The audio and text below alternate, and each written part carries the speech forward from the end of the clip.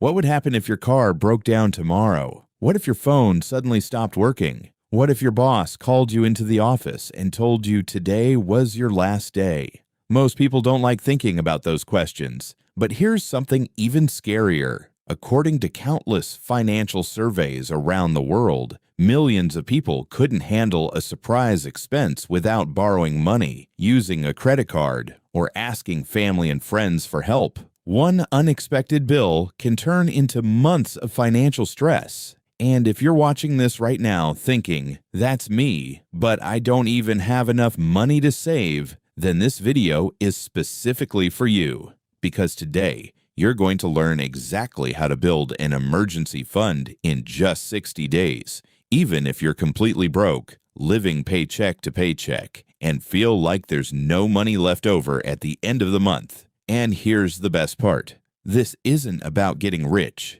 This isn't about investing. This isn't about starting a business. This is about creating a financial safety net that can protect you from life's inevitable surprises.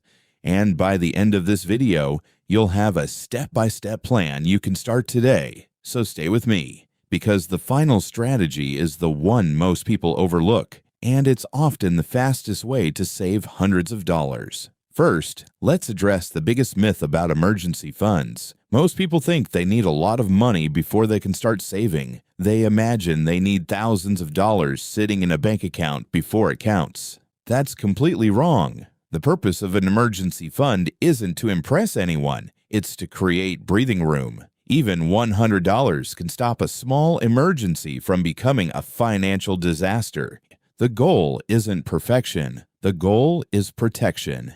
And that changes everything. Now let's talk about the real reason most people fail to build an emergency fund. It's not because they don't earn enough. It's because they try to save what's left over. Here's the problem. There's almost never anything left over. Expenses expand to consume whatever money is available.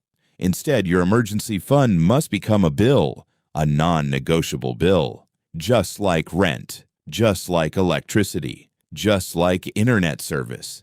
Every time money enters your hands, a small percentage goes directly into your emergency fund before anything else. Even if it's only $2, even if it's only $5, the habit matters more than the amount at the beginning. Now here's your 60-day challenge. For the next 60 days, your mission is simple. Find $10 per day. That's it. $10. Before you click away and say, "That's impossible," hear me out. Most people don't realize how much money leaks out of their lives. Tiny purchases, small conveniences, impulse spending, subscriptions, food delivery fees, random online purchases. The little things add up faster than the big things. Let's do the math. $10 a day for 60 days equals $600. That's a real emergency fund. That's enough to cover many common emergencies.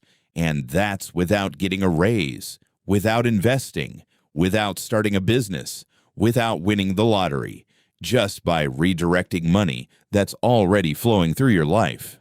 Now, where do you find that $10? Start with subscriptions, streaming services, unused apps, gaming memberships, premium accounts you barely use. Most people can find at least one monthly subscription they forgot existed. Next, look at food. This is the biggest category for many people. Buying lunch every workday, ordering takeout, buying snacks, daily coffee runs. Nobody is saying you can never enjoy these things again. But remember, this is a 60-day mission, temporary sacrifice, permanent security. That's a trade worth making. Here's a challenge. For the next 60 days, bring lunch from home 3 times per week. The savings alone could fund a large portion of your emergency account. But we're not done, because cutting expenses is only half the equation. The other half is increasing income. And before you say, "I don't have time," consider this. You don't need a second career. You need temporary income. Just 60 days. Sell unused items. Old electronics, clothes, furniture, books, gaming equipment. Most homes contain hundreds or even thousands of dollars worth of things people never use. Look around your room right now. How many items haven't been touched in 6 months? Those items might be gathering dust while you're stressed about money. Convert clutter into security. Next, consider micro-income opportunities, freelance work, delivery apps, weekend gigs, pet sitting, tutoring, helping neighbors, house cleaning, yard work. The goal isn't to create a forever job. The goal is to accelerate your emergency fund. Even an extra $50 per week creates meaningful progress. Now here's the part many people get wrong. They save money in the same account they spend from.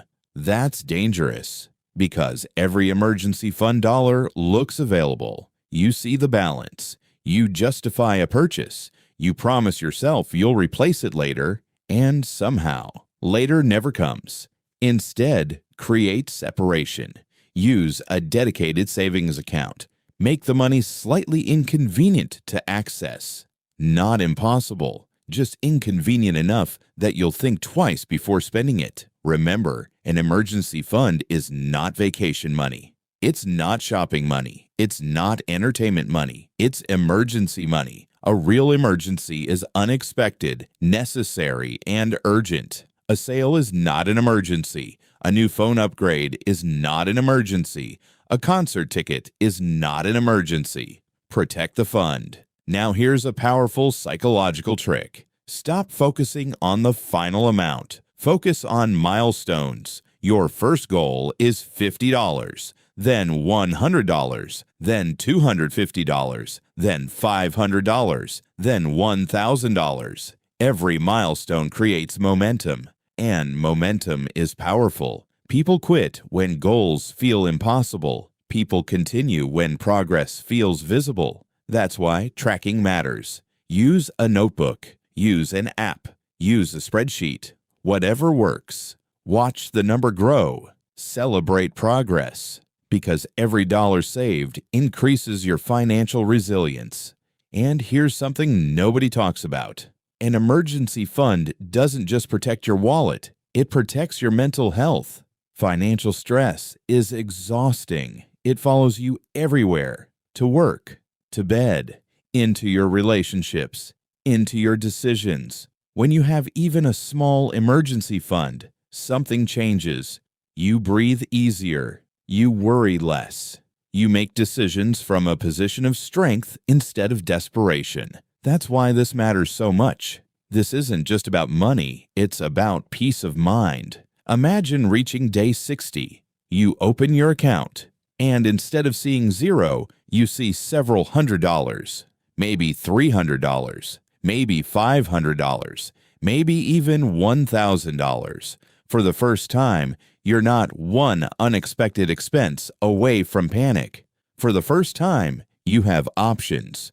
For the first time, you've proven something important to yourself, that you can build financial security. And if you can save your first few $100s, you can save your first 1,000. If you can save your first 1,000, you can invest. If you can invest, you can build wealth. Every financial success story starts with one simple habit: keeping a portion of your money instead of spending all of it. That's why the emergency fund is often the first and most important step in financial freedom. So here's your challenge. Starting today, begin your own 60-day emergency fund mission. Pick a daily savings target. Cut one unnecessary expense. Find one way to increase income. Track your progress every single day.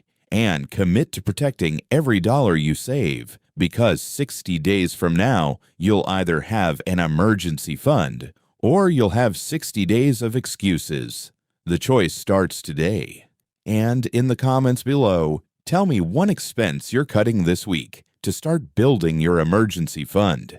Your future self will thank you for starting today.